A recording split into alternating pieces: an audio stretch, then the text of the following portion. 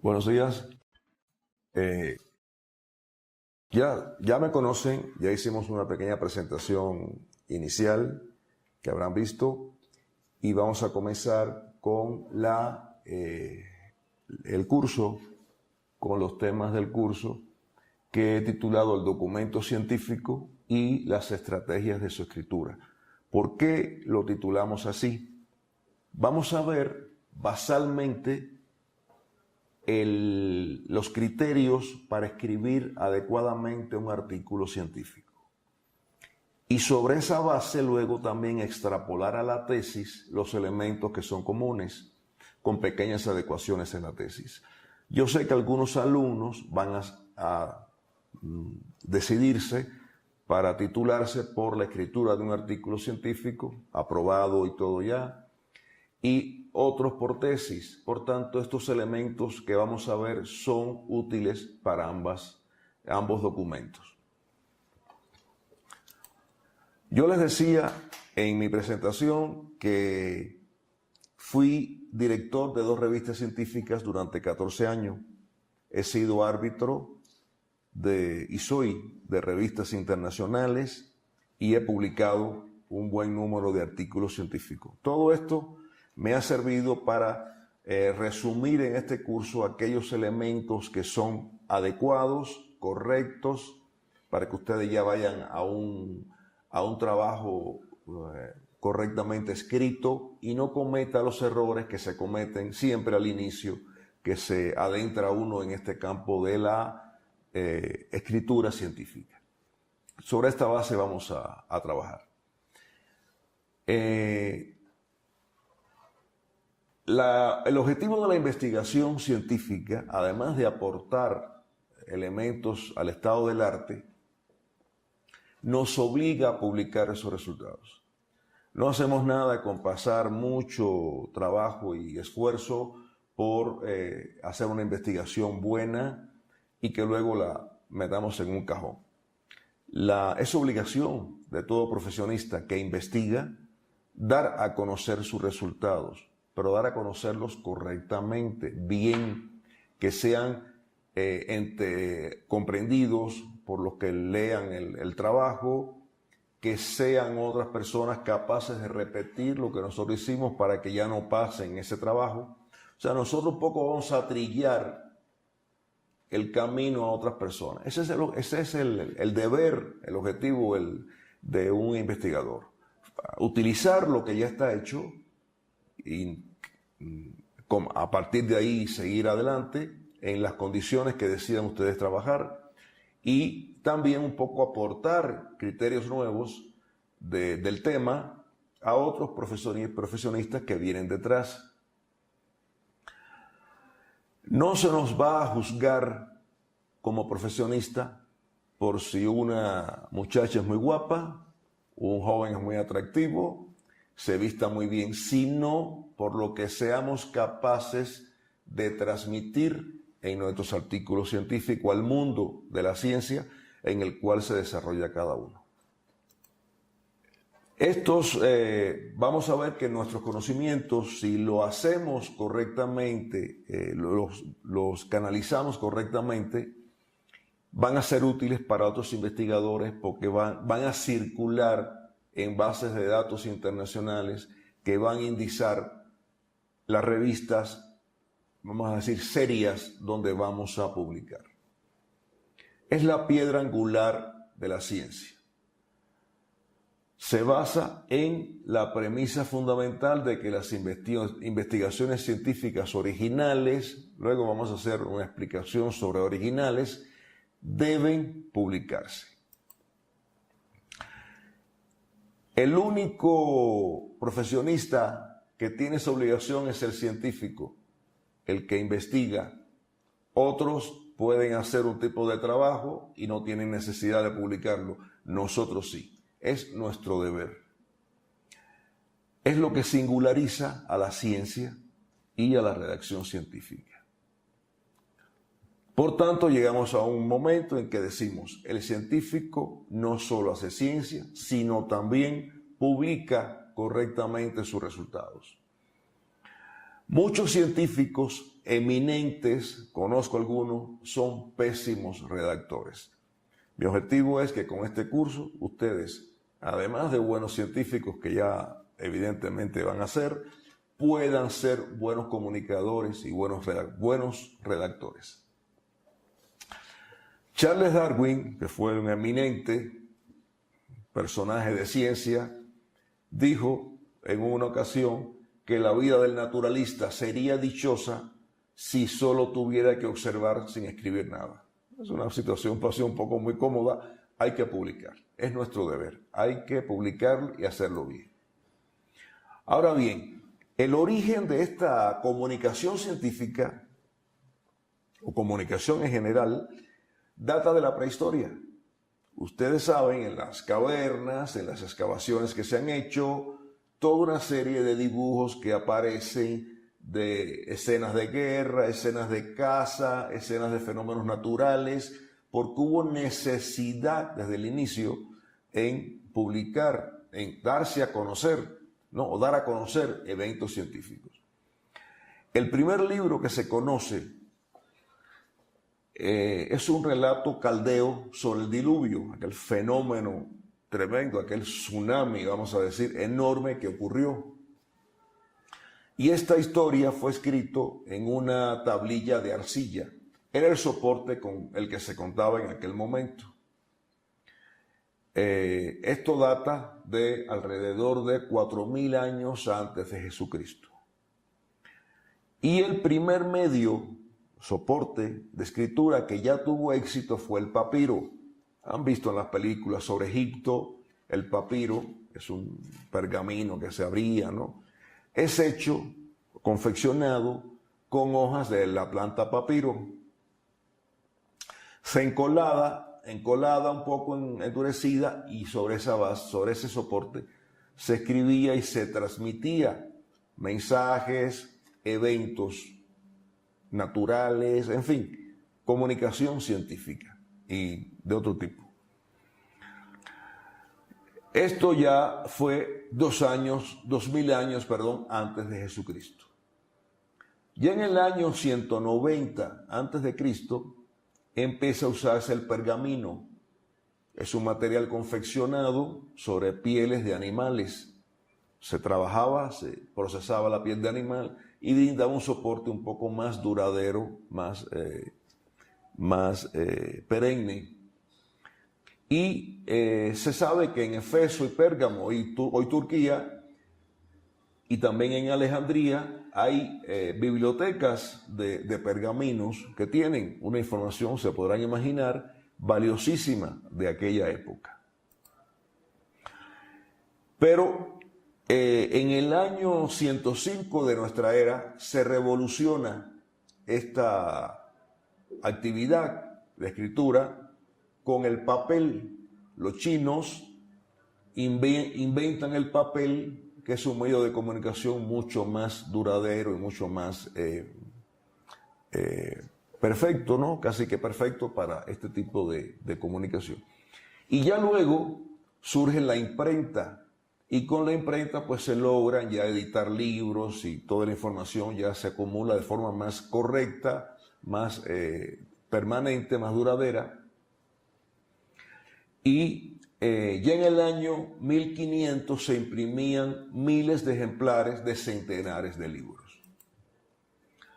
Ahora bien, la comunicación científica, como hoy la conocemos, data de apenas 300 años. Si vemos la historia de la humanidad, es una actividad que se pudiera considerar relativamente joven.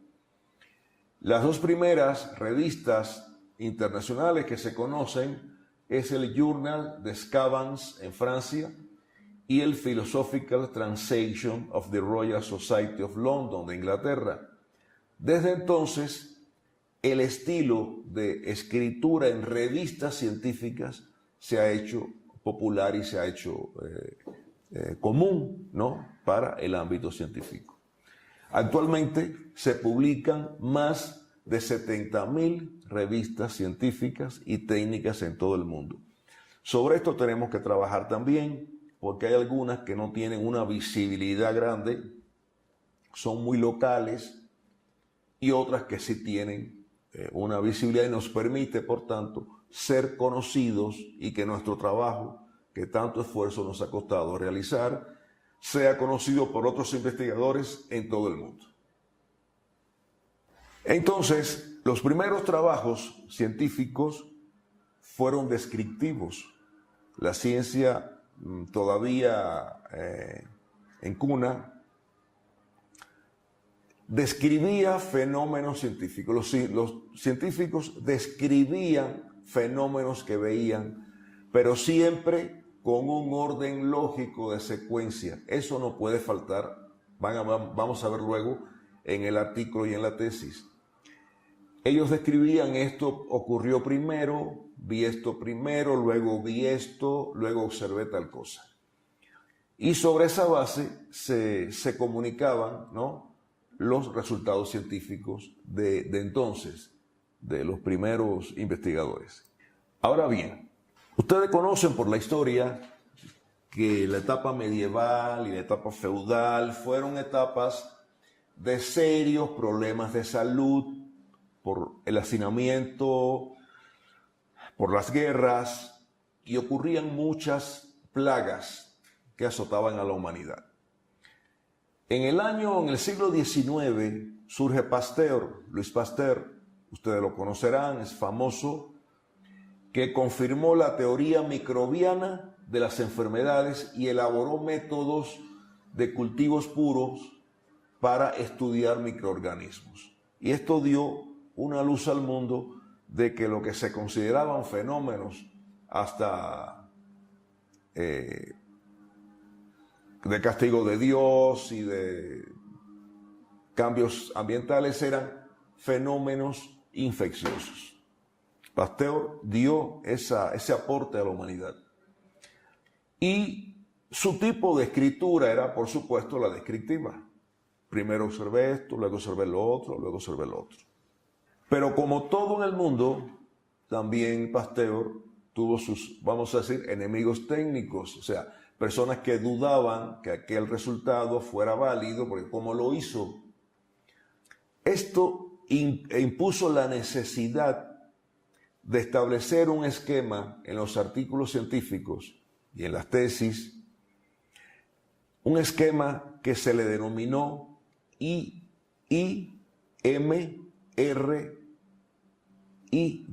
o sea, introducción, la M de materiales y métodos, la R de resultados y la D de discusión. O sea, un documento donde tuviese una introducción vamos a ver luego cómo se hace una introducción, una metodología o materiales y métodos que describiera cómo lo hice para que cualquiera de esas personas que dudaban pudieran también repetirlo. O sea, Pasteur se vio en esa necesidad.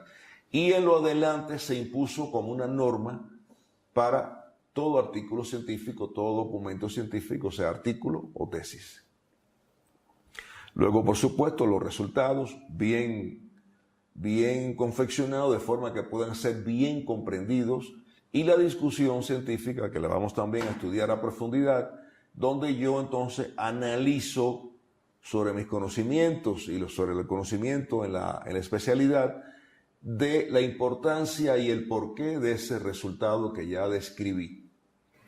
Comenzamos entonces con ya propiamente lo que es el artículo científico. Vamos a ver el concepto actual de un artículo científico. Es un informe escrito y publicado que describe resultados originales procedentes de una investigación. Quiero hacer una salvedad para que ninguno se preocupe con esto de originales.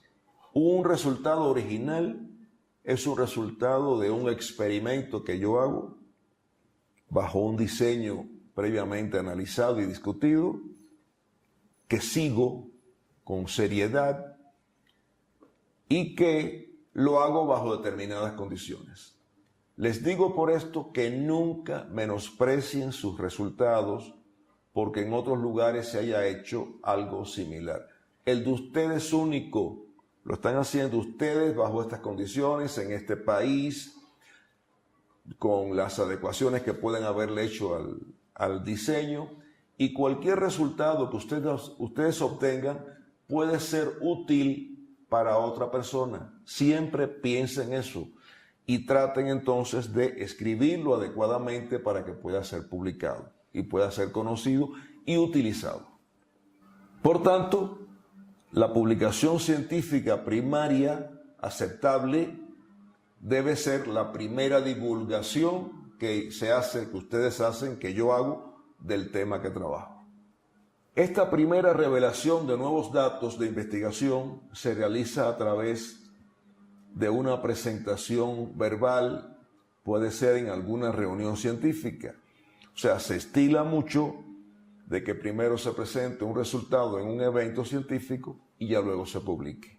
Lo contrario no está muy bien aceptado. Primero ustedes lo presentan en un congreso, un evento, una reunión técnica seria, de envergadura, que tenga divulgación de algún tipo y luego lo puede publicar en una revista adecuada.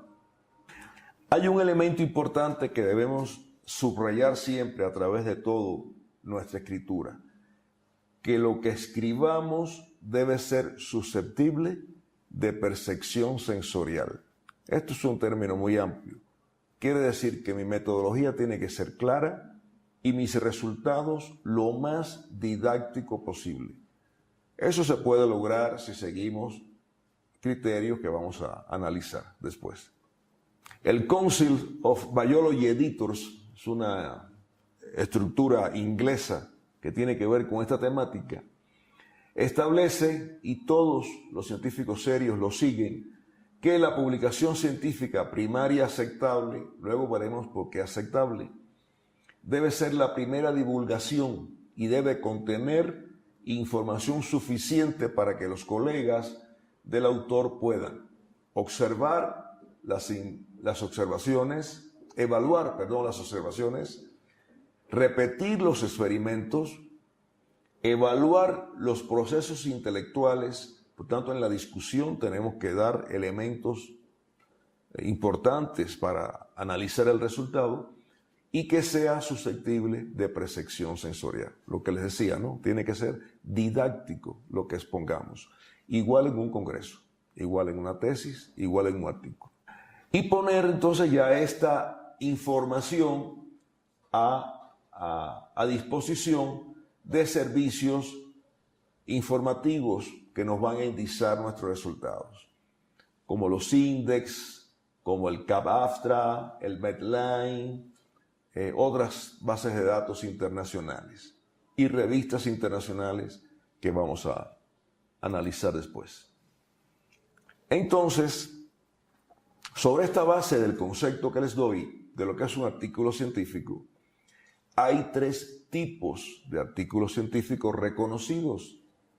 El artículo normal o lo largo, vamos a decirlo, que es posiblemente el que más conozcan, que tiene introducción, acápite de introducción, acápite de materiales y métodos, acápite de resultados, acápite de discusión o acápite de resultados y discusión juntos, que es lo que yo prefiero. Me gusta más, pero bueno, ustedes tienen que hacerlo acorde a la revista que van a enviar el artículo o a lo que el director de la tesis les ordene, les oriente. Ese es el artículo que se llama informe original. Hay otra versión que pueden también utilizar, que es la comunicación corta o breve o nota investigativa.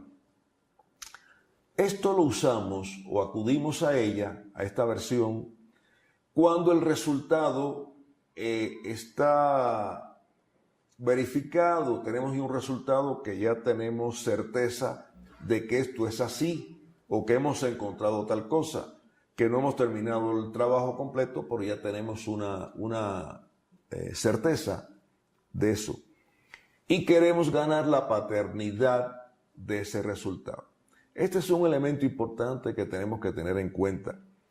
Tan pronto tengamos un resultado que ya sea cierto, debemos publicarlo, porque también hay que ser inteligente y no podemos dormirnos.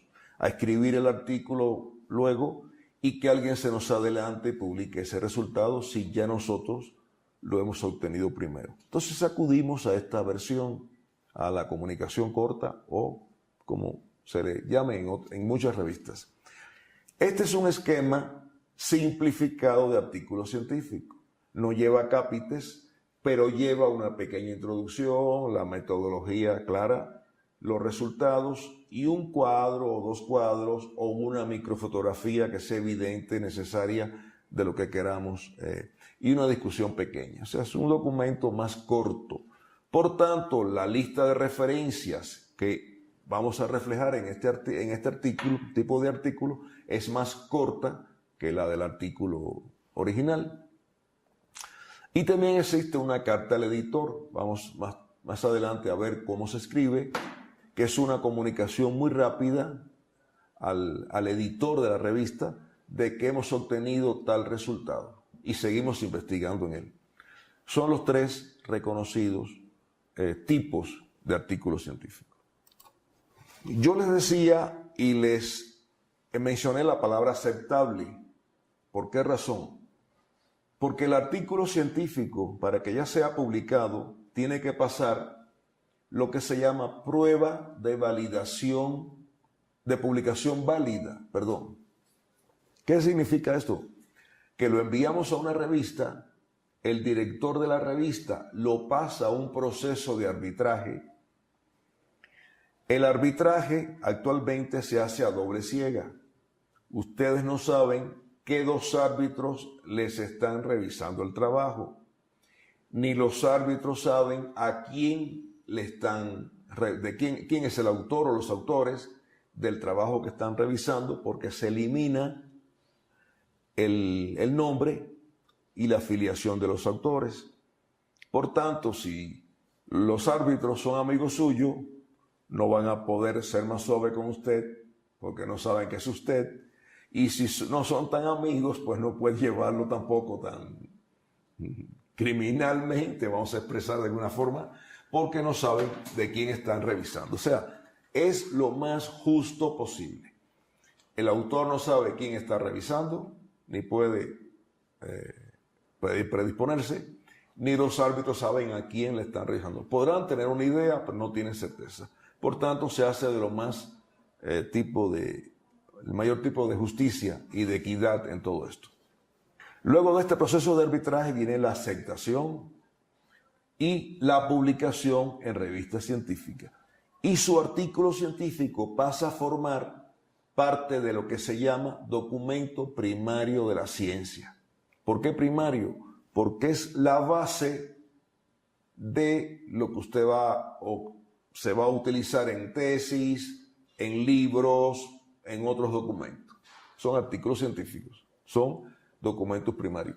Ya lo que es tesis, otros tipos de documentos científicos, presentaciones en eventos, artículos de review o revisión, son documentos secundarios de la ciencia porque se nutren de documentos primarios que son los artículos científicos.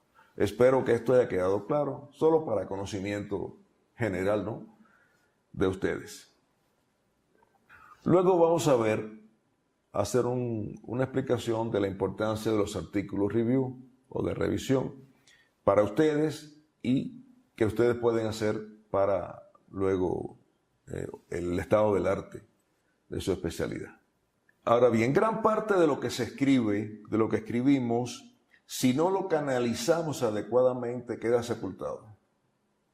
Es igual que si yo abro un cajón y meto el artículo. Si lo mando a una revista que no tiene importancia, que por el hecho de tener un artículo en mi currículum, no. Hay que tratar de que sean revistas serias, digo serias, que sean revistas que estén indizadas, que ustedes hayan revisado en bases de datos buenas, que les hayan servido a ustedes porque publican sobre el tema y ahí ustedes pueden publicar por esa razón.